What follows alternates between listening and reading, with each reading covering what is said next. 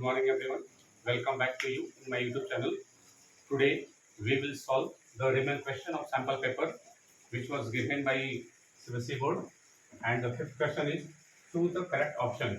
तो चलते हैं पांचवें क्वेश्चन की तरफ जो है करेक्ट ऑप्शन चूज करना है तो उसके बारे में देखेंगे पांचवा क्वेश्चन क्या है लिखा हुआ है कि there would be no compromise dash the quality of item supplied कह कि कोई कंप्रोमाइज नहीं होगा क्वालिटी में वो भी जो है जो सप्लाइड किए गए आइटम है उनमें कोई भी जो है कंप्रोमाइज समझौता नहीं होगा ये लिखा हुआ है सेंटेंस का मीनिंग।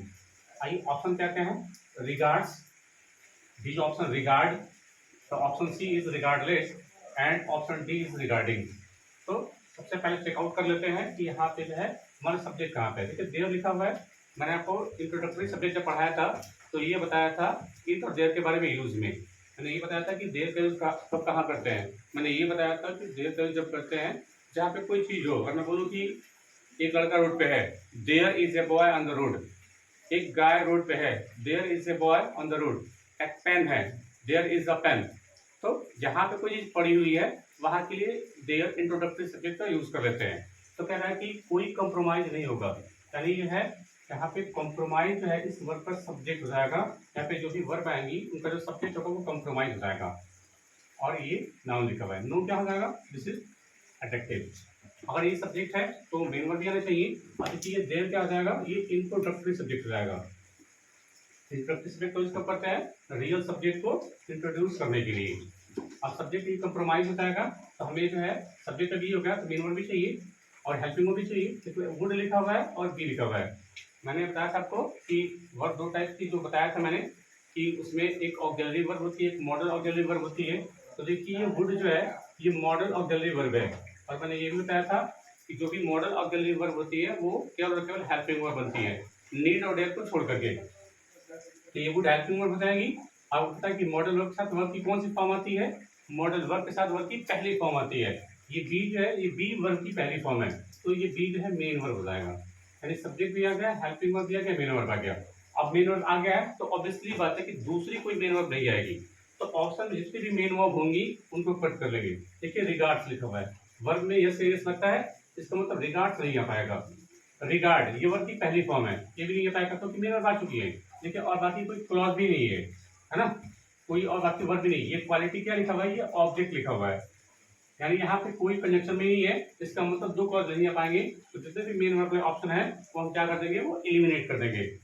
अब अच्छा हमारे पास दो वर्ड अगर देखिए क्वालिटी लिखा हुआ है ये ऑब्जेक्ट है तो ये नाउन हो जाएगा और नाउन है तो इससे पहले आर्टिकल आ गया है ए एंड द और फिर क्या सकता है तो यहाँ पे जो भी आएगा यहाँ पे जो भी आएगा या तो वो एडजेक्टिव हो सकता है तो या तो वो प्रीपोजिशन आ पाएगा।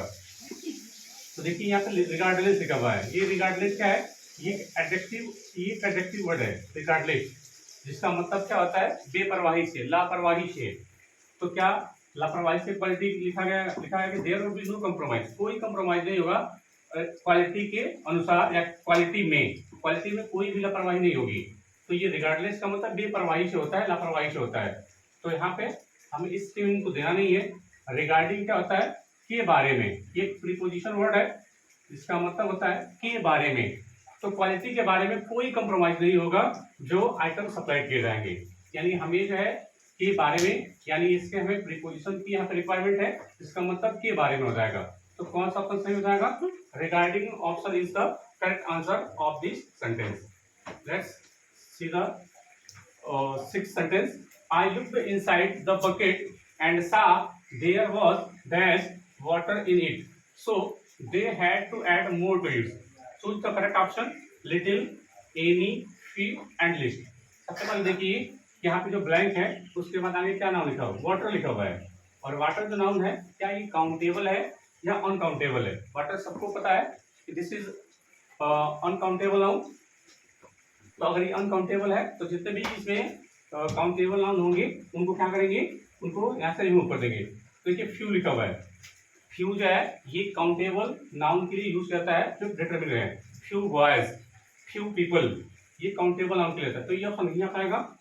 एनी जो है हम इसको इंट्रोगेटिव और नेगेटिव सेंटेंस में यूज करते हैं। सेकेंड सेंटेंस बिल्कुल पॉजिटिव है तो एनी वर्ड का भी यूज हम नहीं कर पाएंगे ये भी एक एज अ डिटरमिनर काम करता है। अब अच्छा हमारे पास दो ऑप्शन लिटिल मतलब थोड़ा और लिस्ट का मतलब थोड़ा या कम। अब यहाँ पे दोनों ऐसे वर्ड हैं जो अनकाउंटेबल नाउन के लिए यूज कर सकते हैं। अब कौन सा ऑप्शन करेक्ट होगा, इसी पे आपको थोड़ा ध्यान देना है। देखिए लिस्ट क्या लिखा हुआ है, अगर मैं इस लिस्ट की बात करूं तो ये लिस्ट यहाँ से आपको समझाने की कोशिश करता हूँ।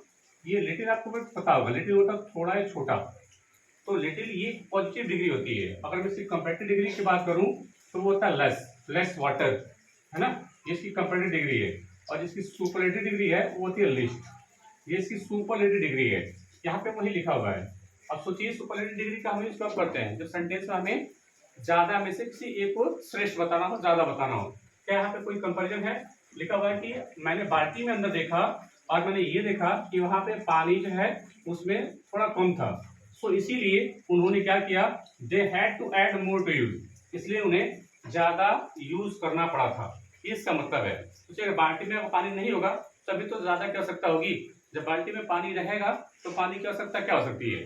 तो इसलिए हम कह सकते हैं, हालांकि यहाँ पे सुपरलेटिव डिग्री तो यूज नहीं हो पाएगा क्योंकि यहाँ पे किसी का कंपैरिजन नहीं है। तो ऑप्शन कौन से हो जाएगा, little option is the correct option. और लिटिल का मतलब होता है न के बराबर। अभी इसकी ग्रामर सेक्शन में आएंगे कि कब लिटिल का यूज करते हैं और कब फ्यू का यूज करते हैं, कब ऑल लिटिल और कब द लिटिल, कब फ्यू और द फ्यू को कब यूज करते हैं, ये आगे इसकी वीडियोस में आएंगी। क्योंकि फिलहाल के लिए यहाँ पे लिटिल वाला ऑप्शन जो है वो राइट ऑप्शन है। Come to the seventh question, everyone is saying that Farhan's chances are bright in the upcoming tournament and she dash become the youngest football player ever. आइए एक पढ़ लेते हैं सेंटेंस को। ये जो लिखा हुआ है this is the main verb और linking verb, everyone is subject, saying is subject complement. अब देखिए यहाँ पे एक क्लॉज तो आ गया है, आगे क्लॉज देखिए आर लिखा हुआ है, तो ये भी मेन वर्ब हो जाएगी, this is called linking verb. Chances क्या हो जाएंगे, सब्जेक्ट। देखिए चांसेस लिखा हुआ इसलिए आर लिखा हुआ है, तो ये सब्जेक्ट आएगा। और फरहान क्या हो जाएगा इसके लिए, ये एक जो है एडजेक्टिव की तरह काम करने लग जाएगा। हालांकि ये प्रॉपर नाउन है, किसी का नाम है, और जब नाम जो है किसी नाउन के लिए एडजेक्टिव वाला काम कर ले तब उनको प्रॉपर एडजेक्टिव कहते हैं। ये मैं आपको बता चुका हूँ। यहाँ पे देखिए दैट लिखा हुआ है, ये क्या हो जाएगा, कंजंक्शन हो जाएगा जो दो क्लॉज को जोड़ने वाला है। अब यहाँ पे देखिए एक और कंजंक्शन लिखा हुआ है एंड, यानी अगला वर्ड यहाँ पे स्टार्ट हो जाएगा। तो सी हो जाएगा सब्जेक्ट नंबर 3, एक सब्जेक्ट यहाँ पे, दूसरा सब्जेक्ट यहाँ पे, तीसरा सब्जेक्ट यहाँ पे। देखिए हर वर्ब का उसका वर्ब लिखा हुआ है, हर सब्जेक्ट का जो है उसको वर्ब लिखी गई है। तो यहाँ पे सी सब्जेक्ट जो है इसके लिए हमें क्या रिक्वायरमेंट है, हमें यहाँ पे जो ब्रैकेट में दिया हुआ है हेल्पिंग वर्ब, इसी का हमें यूज करना है। मस्ट आएगा कि मे आएगा, अब ये कैसे डिफाइन करेंगे, देखिए मस्ट, ये दोनों मस्ट और मे, ये दोनों जो है मॉडल ऑफ, देखिए तो सी सब्जेक्ट लिखा हुआ है, हमें यहाँ पे देखिए मस्ट और मे लिखा हुआ है, ये मॉडल वर्ब्स होती है। और देखिए मॉडल वर्ब है तो ये हमेशा हेल्पिंग वर्ब का ही काम कर पाएंगे। नीड और डेयर ऐसी मॉडल वर्ब है जो मेन वर्ब का काम करती है। देखिए बिकम लिखा हुआ है, ये मेन वर्ब हो जाएगी, यानी यहाँ पे हमें ये मस्ट और मे से भी कोई चूज करना है। अब मस्ट का मतलब आपको पता है कि ये स्ट्रॉन्ग ऑब्लिगेशन के लिए यूज होती है। He must be a teacher, he must do it, he must go there, उसे वहां पे जाना चाहिए, उसे ये टीचर बनना चाहिए। तो जहाँ पे स्ट्रॉन्ग जो है डिटर्मिनेशन हो वहां पे मस्ट मॉडल वर्ड का यूज करते हैं। और आपको पता है मे जो है ये पॉसिबिलिटी के लिए यूज करते हैं, मे जो है पॉसिबिलिटी के लिए यूज करते हैं। तो यहाँ पे लिखा हुआ है क्या, इस प्रत्येक लोग कह रहे हैं कि फरहान के चांसेस ज्यादा है होने के youngest football player ever match, उसे जो है ये फरहान की संभावना ज्यादा है कि वो जो है एक यंगेस्ट फुटबॉल प्लेयर बन सकता है, यानी ये संभावना व्यक्त की जा रही है। अगर पॉसिबिलिटी व्यक्त की जा रही है तो कौन सा ऑप्शन आएगा, मे वाला ऑप्शन जो है वो करेक्ट हो जाएगा। यहाँ पे मस्ट नहीं आ पाएगा, ये स्ट्रॉन्ग ऑब्लिगेशन के लिए यूज की जाती है। और देखिए प्रेजेंट में भी लिखा हुआ है, तो हम कह सकते हैं कि अगर आप प्रेजेंट में लिखना चाहो तो सभी प्रेजेंट में लिखिए। यहाँ पे इज भी प्रेजेंट में लिखा हुआ है और यहाँ पे देखिए यहाँ पे भी प्रेजेंट में लिखा हुआ है। तो जब दोनों बातें प्रेजेंट में चल रही हैं तो जो थर्ड वाला ऑप्शन आएगा वो भी प्रेजेंट रहना चाहिए। मे, देखिए ये प्रेजेंट फॉर्म में लिखा गया है, तो हम कह सकते हैं कि मे जो है करेक्ट आंसर हो जाएगा इस ऑप्शन का। The last sentence of today, the experience of watching the movie left me dash grateful for knowing the importance of being empathic to others। और लिखा हुआ है experience of watching movie, subject क्या हो जाएगा, एक्सपीरियंस हो जाएगा, ऑफ क्या हो जाएगा, प्रीपोजिशन, और ऑब्जेक्ट कौन हो जाएगा, मूवी। लेफ्ट देखिए वर्ब की सेकंड फॉर्म है तो ये हो जाएगी main verb. Left to home, मुझे, तो ये ऑब्जेक्ट हो जाएगा। अब यहाँ पे देखिए लिखा है ग्रेटफुल। अब हमें ग्रेटफुल अगर लिखा हुआ है तो आपको सबको पता है कि अगर एक ऑब्जेक्ट आ चुका है तो यहाँ पे ये ग्रेटफुल एक नाउन है, इसका मतलब है कृतज्ञ होना या आभारी हो जाना। तो आइए अब ऑप्शन चूज कर लेते हैं कि क्या कह सकता है। अब एक मेन वर्ब आ चुकी है, क्योंकि एक मेन वर्ब आ चुकी है और आगे अगला नाउन लिखा हुआ है, तो यहाँ पे कोई कंजंक्शन नहीं है, कोई कंजंक्शन नहीं है कि अगला जो है क्लॉज आ सके। तो इसका मतलब आगे जितनी भी मेन वर्ब इसमें आएंगी उसको सबसे पहले एलिमिनेट कर देंगे। This is called elimination method. तो इसमें जितनी भी वर्ब है उसको कट कर लेंगे। देखिए हैविंग लिखा हुआ है और लेफ्ट लिखा हुआ है, ये मेन वर्ब तो आ नहीं पाएगी। देखिए फील्स लिखा हुआ है, ये फील वर्ब है, ये फील मतलब महसूस करना, और जब सिंगुलर उसमें अगर सब्जेक्ट हो तो ये सीएस लगा देते हैं, तो ये वाला भी मेन वर्ब नहीं आ पाएगा। ये दोनों मेन वर्ब जो है वो रेस से बाहर हो पाएंगे। अब अच्छा हमारे पास क्या फीलिंग और फेल्ट। देखिए फेल्ट जो है ये फील वर्ब की ये सेकंड फॉर्म भी है और थर्ड फॉर्म भी है।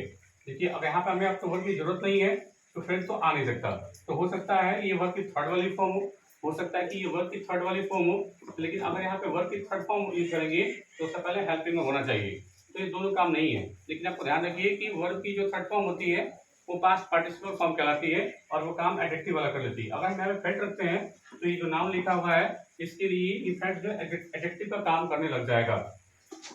लेकिन देखिए क्या लिखा हुआ है, experience of watching the movie, movie देखने का जो अनुभव है, यानी काम जो है वो भी जारी है, काम जो जारी है। यहाँ पे देखिए नोइंग का इंपॉर्टेंस, उसकी इंपॉर्टेंस को जान रहा है, यानी हमें प्रेजेंट की सेंस देनी है। और फेल्ट जो है ये हुए हुए एक्शन के बारे में बताता है, और यहाँ पे जो वर्ब में आईएनजी लगी हुई है जब ये एडजेक्टिव बनेगा तो ये जो एक्शन चल रहा है उसके बारे में बताता है। तो आप कह सकते हैं कि जो करेक्ट ऑप्शन होगा जो एडजेक्टिव के लिए फेल्ट नहीं हो पाएगा, फीलिंग हो पाएगी, क्योंकि ये जब करेक्ट एक्शन को दिखाता है कि जब मूवी देखने का जो अनुभव है उसने हमें क्या छोड़ा है, उसने हमें जो है ग्रेटफुल छोड़ा है। देखिए यहाँ पे भी आईएनजी फॉर्म, यहाँ पे भी आईएनजी फॉर्म, तो यहाँ पे ये आंसर जो है जो फीलिंग हो पाएगा ये भी प्रेजेंट को दिखा रहा है, और यहाँ पे भी दोनों जो वर्ब लिखी गई है, सॉरी दोनों जो भी यहाँ पे नाउन लिखे गए हैं वो करंट फॉर्म को दिखाते हैं। हालांकि करंट भी ऑप्शन सही है, फीलिंग भी सही है, लेकिन जो बेस्ट ऑप्शन होगा इसमें फीलिंग आ पाएगा। आपको पता है कि जब वर्ब में आईएनजी लग जाती है, जब वर्ब में आईएनजी लग जाती है तो वो नाउन का भी काम कर लेता है और एडजेक्टिव का भी काम कर लेता है। जब ये नाउन का काम करेगा तो इसको जेरेंट फॉर्म बोलेंगे, और जब उसके आगे कोई नाउन लिखा है तब ये एडजेक्टिव वाला काम करने लग जाएगा, और उस समय उसको कौन सा फॉर्म बोलते हैं, प्रेजेंट पार्टिसिपल फॉर्म बोलते हैं। ये काम एडजेक्टिव करता है। तो ये रहे अगले 4 क्वेश्चन। अब आपके पास 4 क्वेश्चन और बचे हुए हैं, वो 4 क्वेश्चन आप नेक्स्ट वीडियो को वेट करिए, उसमें आएगा। कैसा लगा सेशन आप अपनी कमेंट बॉक्स में जरूर लिखें। Thank you.